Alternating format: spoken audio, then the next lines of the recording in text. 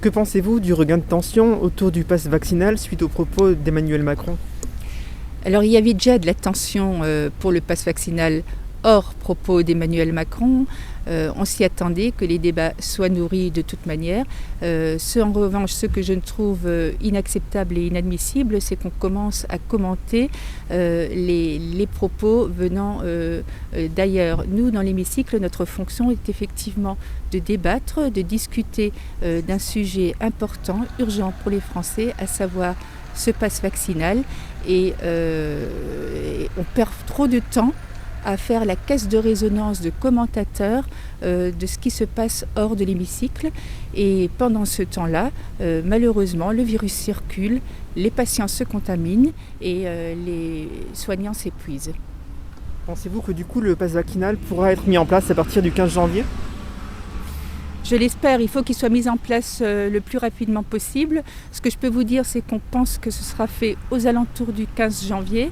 Là, aujourd'hui, il est au Sénat, à la discussion. Il faut attendre pour qu'il revienne à l'Assemblée nationale. Nous espérons pouvoir en discuter d'ici la fin de la semaine pour effectivement une application le plus rapidement possible. Est-ce que vous pensez que les non-vaccinés ne sont plus des citoyens ?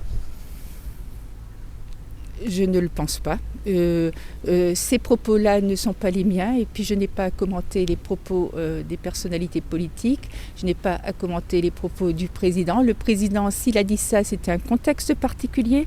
Il parlait surtout de ce que relève une citoyenneté.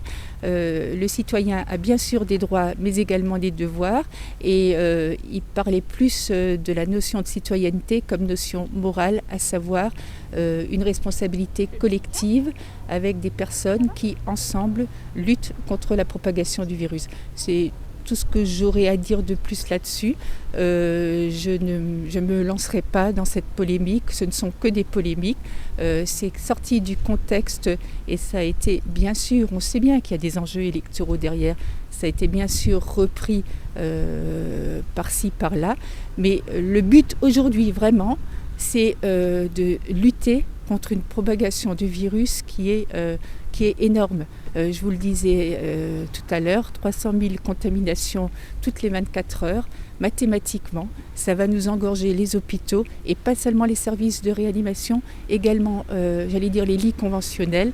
Et ça risque une implosion au niveau du système de santé. Et nous, ce que nous souhaitons, c'est éviter cela. C'est effectivement pouvoir lutter collectivement ensemble pour sortir de cette pandémie et pouvoir revivre normalement. Omicron est aujourd'hui majoritaire en France. Il serait moins dangereux que les variants précédents. Est-ce que du coup, il faut absolument passer par de la vaccination ? Alors, il semblerait qu'effectivement, Omicron soit moins dangereux dans la mesure où ça n'atteindrait pas, je mets le conditionnel bien sûr, au niveau des symptômes, la capacité respiratoire. Il n'empêche qu'il est particulièrement transmissible. Et à partir du moment où c'est mathématique, où au lieu d'avoir 20 000 personnes contaminées par 24 heures, vous en avez 300 000, quand bien même on ne va pas directement au service de réanimation, on va dans des lits, on va vers des hospitalisations, c'est mathématique, et ces hospitalisations-là, ça va nous engorger d'autres services, des services de médecine qui vont obliger à déprogrammer des interventions qui étaient prévues pour d'autres patients, et c'est là tout le problème.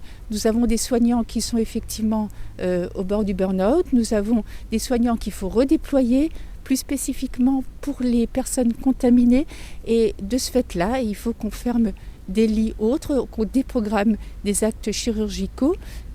On ne peut pas le faire, même pas à moyen terme. Je dirais à un moment donné, il faut effectivement qu'on arrête cette escalade et qu'on puisse, que ce soit Omicron ou Delta, qu'on puisse effectivement casser cette propagation du virus.